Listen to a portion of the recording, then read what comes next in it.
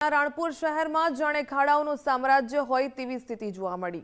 શહેરના મુખ્ય માર્ગની હાલત અત્યંત બિસ્માર બનતા વાહન ચાલકો અને રાહદારીઓ ભારે હાલાકી ભોગવી રહ્યા છે। લીંબડી 3 રસ્તાથી મનુભાઈ શેઠ સ્કૂલ સુધીનો માર્ગ મસમોટા ખાડાઓથી ભરાઈ ગયો। ચોમાસામાં ખાડાઓમાં વરસાદી પાણી ભરાતા મુશ્કેલીમાં વધુ વધારો જોવા મળ્યો। રાણપુર જેવા મહત્વના શહેરમાં રોડની આવી સ્થિતિને લઈને સ્થાનિકોમાં રોષ જોવા મળી રહ્યો છે। તંત્ર તાત્કાલિક રસ્તાનું સમારકામ કરાવે તેવી લોકોએ માંગ કરી। સાથે જ આ કામગીરી નહીં થાય તો આંદોલનની ચીમકી પણ ઉચ્ચારવામાં આવી। તમે અત્યારે જોયું હશે કે રાણપુર પુલથી શરૂઆત કરો અને માર્કેટિંગ યાર્ડ સુધી તે શું કહેવાય એક 1.5 ફૂટના ખાડા પડી ગયેલા છે। અનેક વાર લોકો અકસ્માતનો ભોગ બનેલા છે। રાણપુર ગ્રામ પંચાયતે પણ અવારનવાર રજૂઆત કરી છે કે તમારાથી કદાચ યાર સમારકામ ન થતું હોય તો તમે પંચાયત હસ્તક આપો તો અમે સમારકામ કરીએ। હવે એક આવે છે સ્ટેટ હાઈવેમાં, લીંબડી સ્ટેટ હાઈવેમાં, અને એક આવે છે જિલ્લા પંચાયત આરએમબી ડિપાર્ટમેન્ટમાં।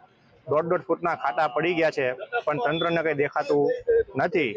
અમે 15-20 દિવસનો સમય આપીએ છીએ। 15 દિવસમાં જો ખાડા નહીં પુરાય તો ગાંધીજીના માર્ગે ઉગ્ર આંદોલન કરશું અને ઉપવાસ આંદોલનની શરૂઆત પણ કરશું। જોયા હશો જે એક જ વરસાદમાં રાણપુરના રોડ રસ્તાઓ જે માર્કેટિંગ યાર્ડથી લીંબડી 3 રસ્તા લગી, લીંબડી 3 રસ્તાથી પુલ તરફ સાહેબ રવિરાજ ચોકડી પાસે, પછી લીંબડી જવા માટે આગળ તમે ફાટક તરફ સાહેબ રસ્તા તમામ ખરાબ હાલતમાં છે। મોટા મોટા ખાડા પડી ગયા છે સાહેબ। તંત્રને અનેકવાર રજૂઆત કરવા છતાં ગ્રામ પંચાયતમાંથી પણ અમે લેટર લખીને મોકલ્યા છે પણ સાહેબ કોઈ પણ કામ કરવામાં આવતું નથી। રસ્તાનો જે આજે મુખ્ય માર્ગ રહ્યો ધારપીપળા એપીએમસીથી લઈ અને લીંબડી 3 રસ્તા સુધી એની હાલત ખરાબ છે।